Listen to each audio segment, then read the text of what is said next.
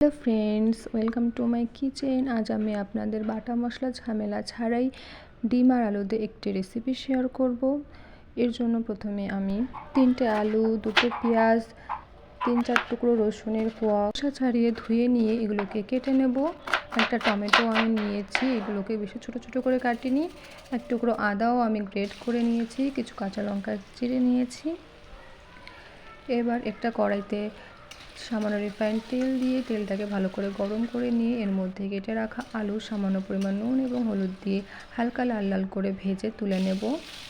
6টা ডিম আগে থেকে সিদ্ধ করে খোসা ছাড়িয়ে ভালো করে ধুয়ে নুন হলুদ দিয়ে মেখে রেখে দিয়েছিলাম। সেম তেলের মধ্যে ডিমগুলোকে দিয়ে এপিট ওপিট করে বেশ লাল লাল করে ভেজে নিয়েছি। ডিমগুলো ভাজা হয়ে গেলে এগুলো তুলে নেব। সেম তেলের মধ্যে হাফ চামচ গোটা জিরে, 2 টুকরো দারচিনি, 2টো এলাচ দিয়ে 2-3 সেকেন্ড ভেজে নিয়ে এর মধ্যে এবার রসুন এবং পেঁয়াজ কুচিটা দিয়ে দেব।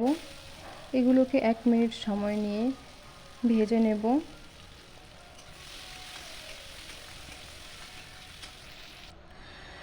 এগুলো একটু হালকা ভেজে নেওয়া হয়ে গেলে এর মধ্যে গ্রেট করে রাখা আদা কুচি দিয়ে দেব।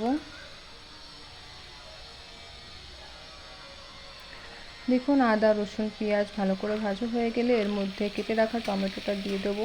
টমেটোটা আমি পরে দিচ্ছি, কারণ টমেটোটা আমি গোটা গোটাই রাখতে চাই ঝোলে। এরপর চিড়ে রাখা কাঁচা লঙ্কাগুলো দিয়ে আরও 1 মিনিট ভালোভাবে মশলাগুলোকে কষিয়ে নেব। কষানো হয়ে গেলে এর মধ্যে আগে থেকে ভেজে রাখা ডিম এবং আলুগুলো দিয়ে আরও কিছুক্ষণ নাড়াচাড়া করে এর মধ্যে পরিমাণ মতো জল দিয়ে দেব।